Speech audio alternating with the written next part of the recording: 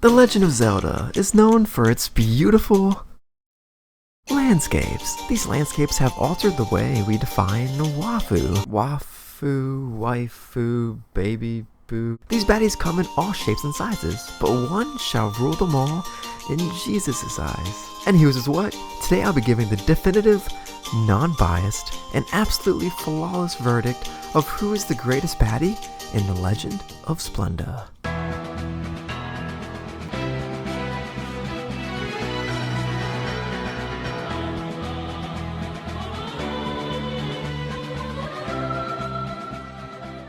What's up, my homies? It's Edible Incredible, and today we'll be thoroughly dissecting some baddies. And without further ado, let's start with the first female you're introduced to in Ocarina of Time, Link's childhood girlfriend, Saria. Now, first and foremost, Saria is a young girl, and Saria is dead. So on to the next. Ilia from Twilight Princess. This is a serious contender. Well, actually, nightmares from a girl? It's kind of a red flag. No, seriously, Ilia is awesome. She's that one girl you grew up with who you're still very close to this day. But you have no idea what you guys actually are. It may not be good for your mental health, but she's always there for you, and that's what matters, right? Sticking with Twilight Princess, let's talk about a fan favorite, Midna. I honestly don't even know what to say about her. She's, powerful. Next, let's juice it up with a girl who's destined to love fruit. Or maybe I should say be at one with a fruit. Anyway, Paya is found in Impa's house, where she can't even deal with the presence of the hero. It honestly comes down to your preference, if this is a massive turn on or a massive turn off. In my opinion, she's cute, but there's better. Now, someone who I think is one of the best, if not the best, is undoubtedly Skyward Sword Zelda. She's that one girl you grew up with, but as opposed to Ilia, doesn't give you night. Oh. But honestly, her and Ilia are definitely S-tier Zelda baddies. But what pushes Skyward Sword Zelda over the edge is that she literally pushes you over the edge. This dude's jokes suck. And next is older Purah. Or I guess you could technically say that the Age of Calamity version is a younger Purah. Of the three Sheikah who experienced the Great Calamity, Purah is the oldest at 124, 4 years older than both her fellow researcher Robbie and her younger sister Impa. Her younger sister is Impa. Impa equals old woman. Purah is young woman when she looks older.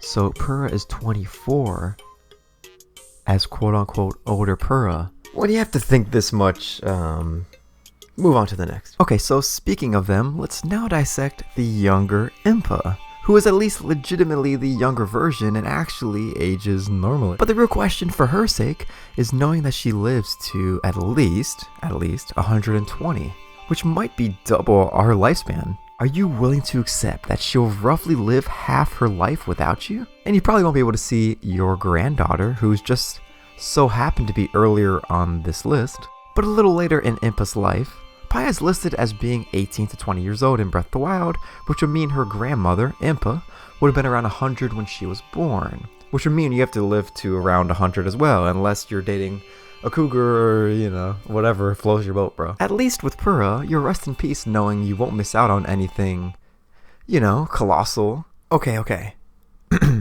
Hear me out here for a second. The next person on this list, the next waifu, Agatha, may be the baddest baddie in Twilight Princess. Oh my God, that's the movie again.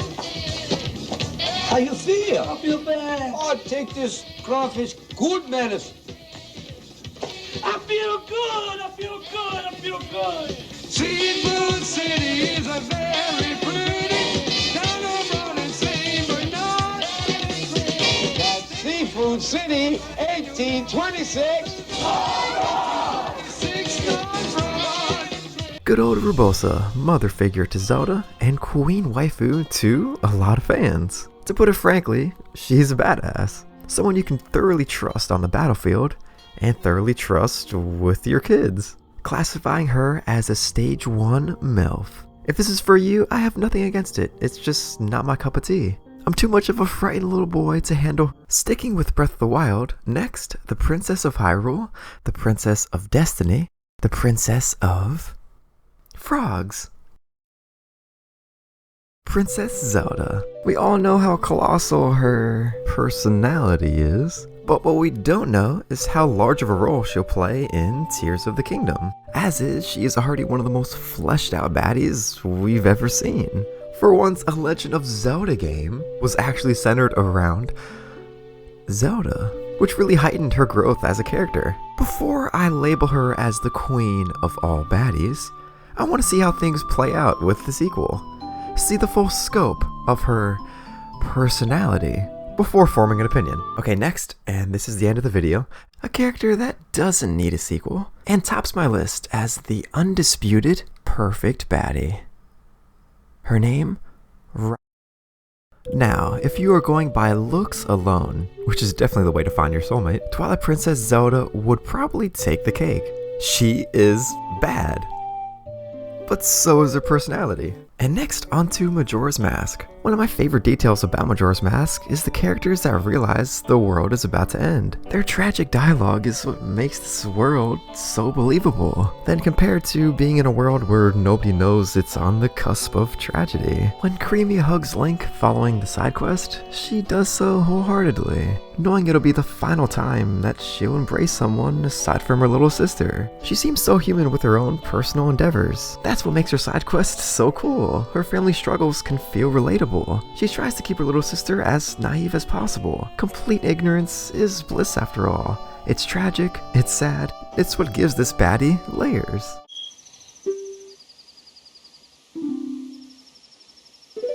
And finally, without further ado, the most quintessential baddie of them all. The only baddie that, in my book, has been confirmed to reproduce with a Link.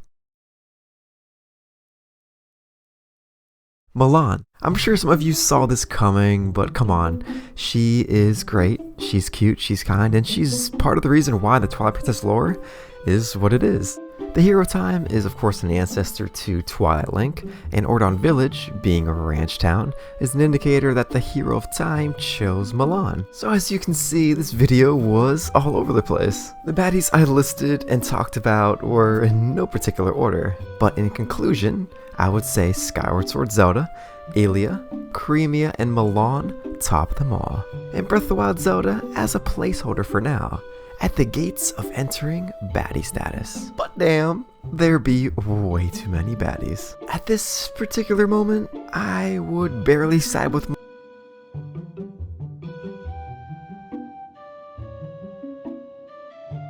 Who's your favorite? Let me know how shitty this video was and how invalid my opinion is. And of course, until next time, thank you so much for watching all of this nonsense. And as always, I hope you stay hyped! Water your moo-moos. Peace. Peace!